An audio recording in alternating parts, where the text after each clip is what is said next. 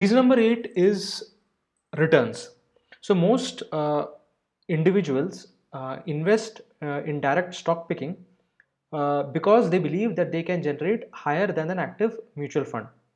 So we need to understand that your portfolio, let's say 10, 15, 20, 30 stocks that you have, some of them will be good, will be top performers, some of them will be not so good. So you need to understand overall your include the results of your top performers and your losers combined. Are they able to beat the benchmark?